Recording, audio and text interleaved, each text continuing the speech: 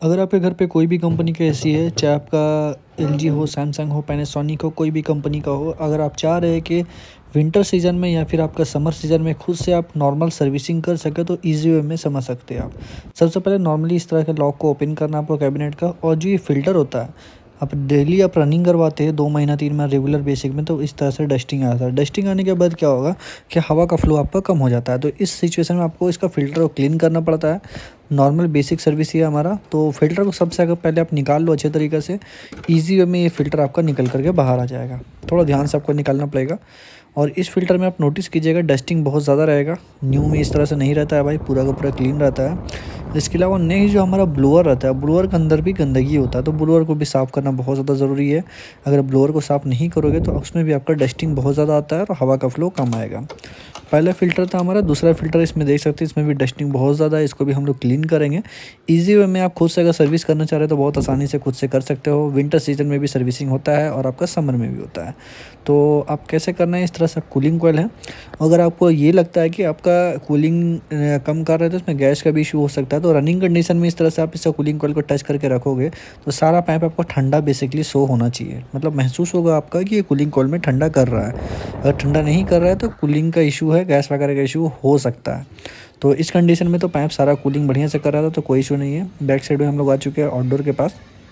ये आउटडोर को भी हम लोग पानी मार के क्लीन करेंगे बेसिकली, जो घर से हो सकता है, जो कि नॉर्मल पर्सन घर पे कर सकते हैं। तो क्या करना होता है, ये जो कंडेंसर का जाली होता है इसको हम लोग को पानी से क्लीन करना पड़ेगा। तो मैं आप लोग को आगे वीडियो में दिखाऊंगा कि इस तरह से बहुत आसानी से कर सकते हो। बहुत से लोगों को आइडिया है इस चीज़ों का।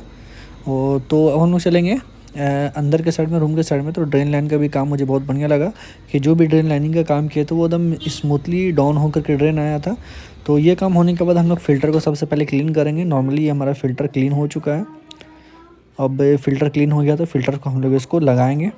उससे पहले मैं दिखाना चाहूँगा आप लोगों को, ये जो कूलिंग कॉइल होता है इसको भी आप ब्रश से, नॉर्मली टूथब्रश से आप साफ़ कर सकते हो, जिससे क्या होगा जो भी डस्टिंग रहेगा इस कूलिंग कॉइल में वो पूरा का पूरा क्लीन हो जाएगा आपके ब्रश के थ्रू में। तो ब्रश के थ्रू में ज़रूर आप क्लीन करें। नॉर्मल पानी ले लें और पानी में आप सर्फ भी डाल सकते हैं। इसमें सर्फ डालने से ये होगा कि जो गंदगी रहेगा बहुत आसानी से वो क्लीन हो जाएगा। उसका नॉर्मल कपड़ा से पूरा का पूरा सफाई कर दो, जितने अच्छे तरीके से जहाँ भी आपको डस्टिंग आपसे दिखता है आपको सारा का सारा पूरा क्लीन कर दो। क्लीन हो जाने के बाद नेक्स्ट प्रोसेस में आप जाइए कि आपको जो फ़िल्टर था उसको बहुत अच्छे तरीके से आपको लगा देना होगा।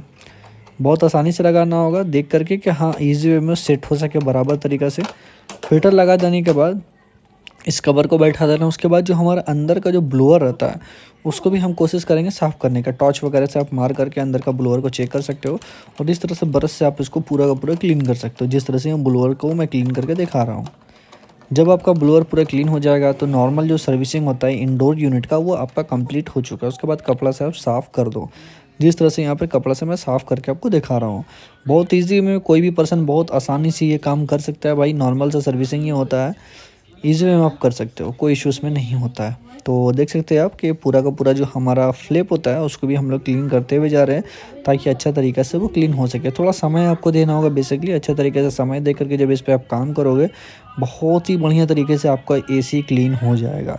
ये आपका स्प्लिट एसी है, आप जो विंडो एसी होता है उसको भी क्लीन कर सकते हैं। इंडोर का काम कंप्लीट होने के बाद हम लोग आउटडोर यूनिट के पास जाएंगे और ये जो पानी से उसको मार करके अच्छे तरीके से साफ़ करेंगे। बेसिकली पानी मारने टाइम आपको ये ध्यान रखना है कि बहुत ज़्यादा प्रेशर में आपको मारना नहीं है, ठीक है। मैं फास्ट फॉरवर्ड करके आपको दिखा रहा था। तो इस तरह से जब क्लीन हो जाएगा इंडोर यूनिट आउटडोर यूनिट के बाद चालू करेगा तो आप चेक कर लीजिएगा उसका हवा का फ्लो भी तेज़ हो जाएगा। तो इस तरह से आप अपने घरों पे बहुत आसानी से नॉर्मल सर्विसिंग कर सकते हो। उम्मीद करते हैं वीडियो को पसंद आया होगा।